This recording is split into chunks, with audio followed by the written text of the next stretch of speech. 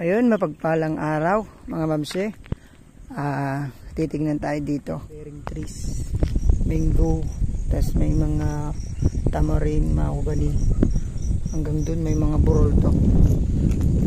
Ayun, burol. Ganda ang gawing magpatayo ng kubo dun.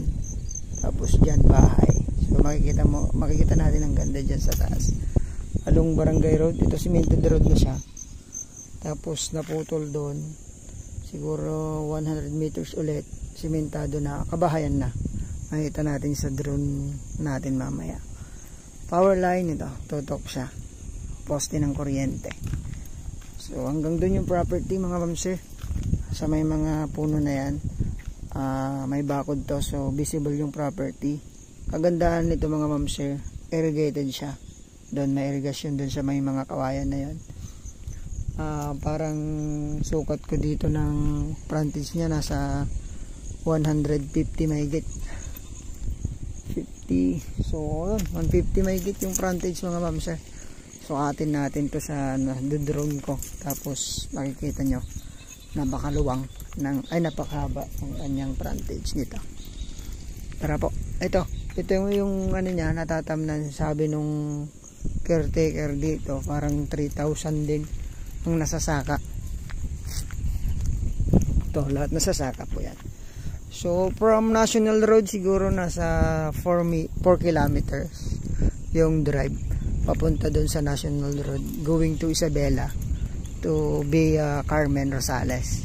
So, dito pa po pala tayo sa Umingan, Pangasinan. Parang napagitnaan po ng Balongaw tsaka Umingan tong property na to. Although papasok siya pero accessible yung property. Ang gandahan nito, may power line. Ang internet nandun, mga 100 to 150 meters yung kanyang internet. Ang water source kapag ka nagbahay dito, deep well na may electric. So wala pa siyang nawasa dito sa part na to. Ayun po. Pero sa inumin may mga mabibilihan tayo dyan na mineral water. Hanggang dun yung property. Lakarin natin. Tara, kita nyo yung irrigation. Ang ganda po nito mga ma'am sir. Titled property. Electronics po. Kulay blue. Yung titulo nito mga ma'am sir. Malinis. Pangalan po ng magkakapatid.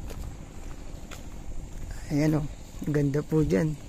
So, papakita ko lang po yung boundary bago natin pasukin.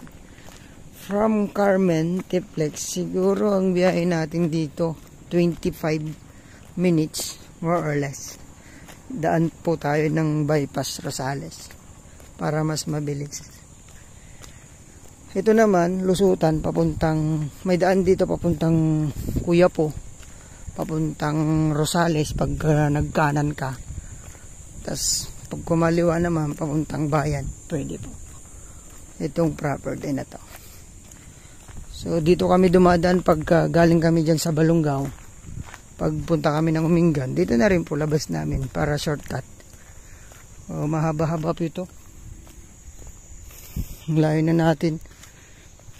Sasakyan natin. So tingin ko maabot siya ng 200. I-google ko na lang po. Magandahan ito. Sabi nung caretaker natin nasa 5 to 7 yung mangga. Ayan, kasama pa po yan sa loob. Oh, banda. Pasilip ko lang yung boundary. Oh, mams. May bakod po ito eh. Ay, ito na. Wala pa. Hanggang dun. Mahaba po ito.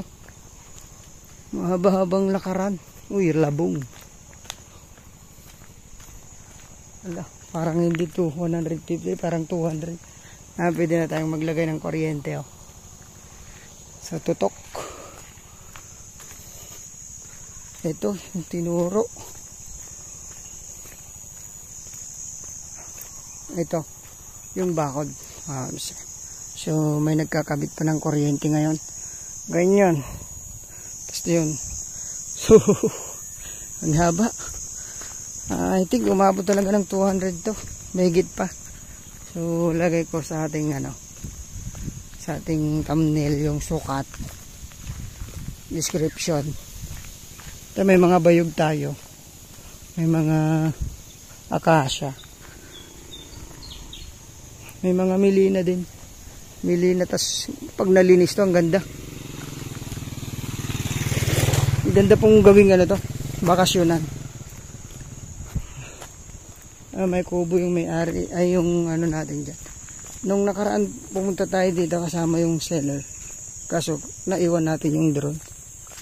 So binalikan ko na lang.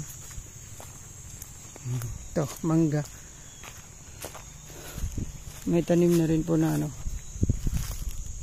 gulay-gulay. Madaming milina din. Ito pa yung sinasabi ko, napakagandang gawing lagyan ng bahay. Tapos may mga kaharang na rin na puno, hindi tayo makikita agad. Pwedeng pag-alagaan to ng yung dyan sa baba, kambing. Kung ayaw rin po ng palay dyan, gawin yung kulungan ng mga alaga. Baka, gambing, manok, pwede din. Irrigated naman siya, pwedeng mag-alaga ng kahit backyard lang doon. Kasama po yung mga milina na yan, mga ma'am sir. Pag ganyan yung pinakita sa akin unity map. So 1, 2, 3. Tatlong mangga na yung nakikita natin. Pang-apat to. Ang ganda po dito. Ang haba pa ng frontage nito. Ayun yung papasok na tinuturo ko kanina. So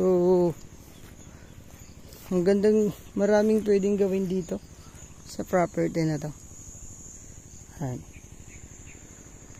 Po, parang nasa ka lang. Tapos tanaw po natin yung taniman ng palay dyan. So tara, banda ron. May burol pa po dun tingnan natin. Sana nandyan si kuya, yung caretaker dito. Apat na mangga. Tapos mga tamarin. May mga milina. Ito, tinatabnan ng gulay to. Pwedeng maglagay ng kulungan ng Uy, mayroon akong nakitang ibon. Kasi na yung lalakaran dito. Ayan. Nakulong ng pwedeng alagaan ng manok. Pero kinulong yan kasi makapasukin ng kambing.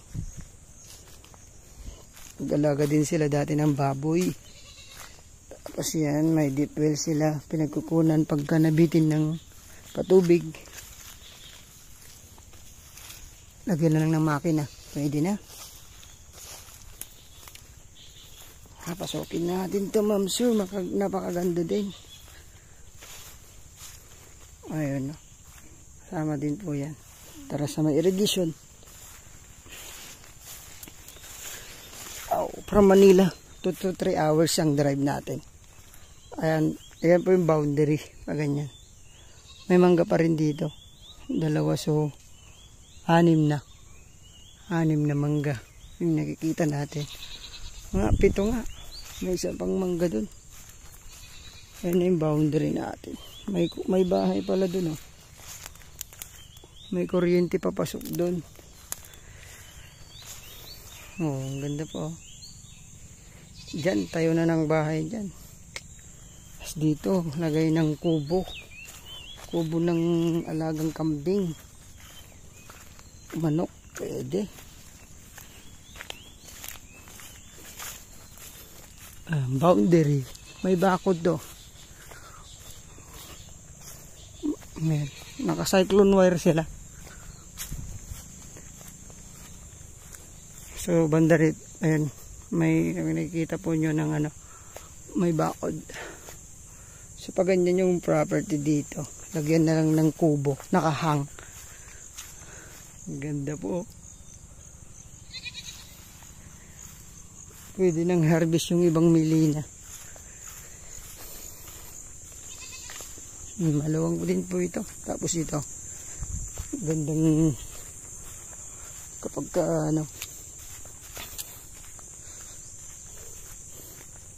gusto nyo pa ng isang kubo, hindi dito.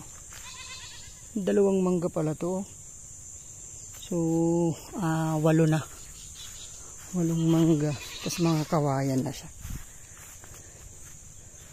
Ayan, hanggang doon. Lahat ng natamnan yan kasama po. Wow. So,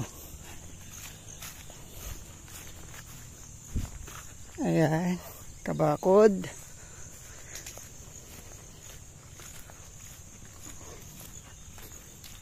Ito yung isang burol. Dito, ang gandang gumawa ng kubo dito. Sa harap ang bahay, may kubo pa dito. Ang ganda. So, visible yung property natin, nakabakod siya. Ito, mga ma'am sir. Okay. Ang taas ko dito. Ang haba. Google natin para hindi tayo magkamali sa sa frontage niya. Ito na po yung irigasyon. Ay, irigasyon kasama po dito. Oh, may bakod tayo dyan. Nakabakod. So, ganyan po. Tignan natin kung makakapunta tayo sa kubo ni tatay. Doon kami nagtambay. Kasama ko yung seller. Pero yan na po yung irigasyon. Ayan. Kikita natin sa drone. Paliparan ko. Daming labong ah.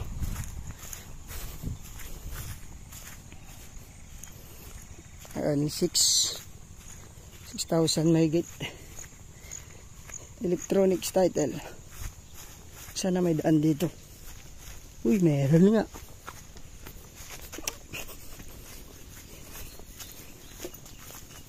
Kung gusto nyo mag-alaga ng may mga kawayan na tayo, gawa na lang po ng kubo. Kaya bakod. Bakod pwede. Alaata si tatay. Irigasyon niya. Dito siya kumukuha ng pampatubig. May linagay siyang pain ng isda oh. Oo nga, labang huli. Walang huli. Ito pa yung irigasyon. Nakadeclare sa title to. Ayan no. Ganda po. Mukhang maraming isda siya oh. So ayun po.